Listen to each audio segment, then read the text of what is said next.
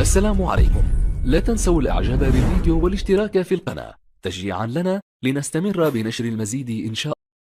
السلام عليكم ورحمة الله وبركاته. اللهم صل وسلم وبارك على سيدنا محمد وعلى آله وصحبه أجمعين. النهاردة جايبة لكم طريقة عمل الجلاش باللحمة المفرومة. طريقته سهلة جدا إن شاء الله تعجبكم وتنال رضاكم. يلا بينا نسمي بالله وأقول لكم المقادير إيه هي.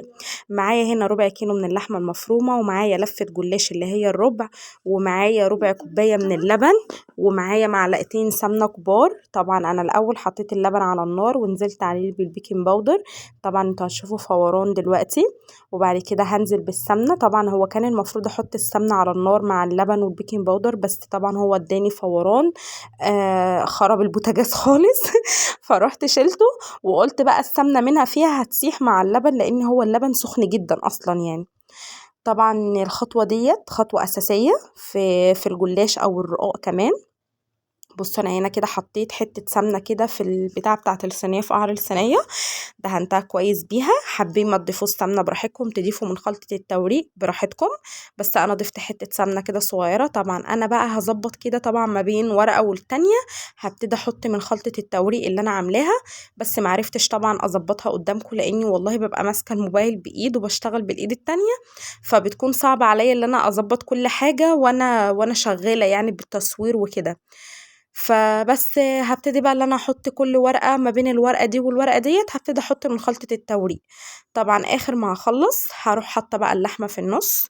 طبعا انا كنت سايبه الفرن شغال من نص ما انا ما ابتديت اخلص يعني، خلاص كنت وانا بحط اللحمه كده كنت انا مشغله الفرن. طبعا زي ما انتم شايفين بصوا كان شكل اللحمه وكان طعمها تحفه. دي اللحمه اللي انا كنت مصوراها معاكم نزلتها لكم في القناه، بجد كان طعمها حلو.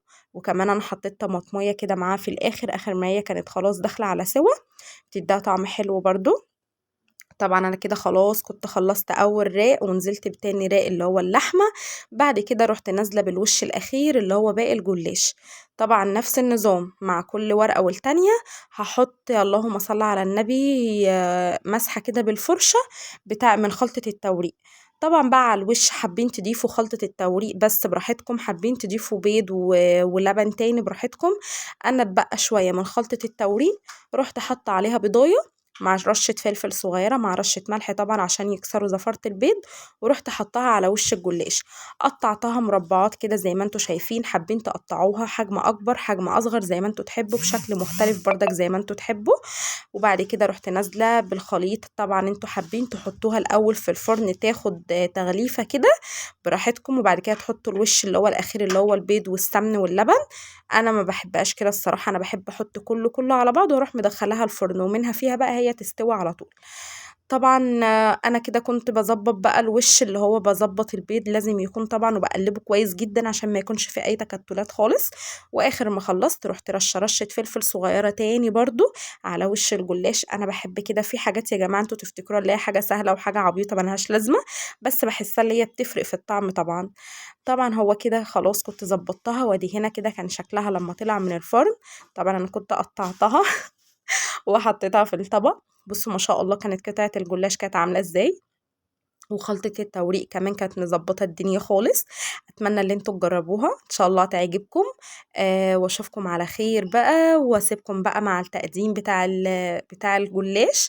وفي حاجة كمان عايزة اقولها لكم، انا هنا كنت حاطة الفراخ المشوية، كنت عاملاها جنب الجلاش الفراخ المشوية اللي انا كنت منزلها لكم بردك على القناة. بصوا كان شكلها بردك كان حلو، طعمها كان حلو جدا.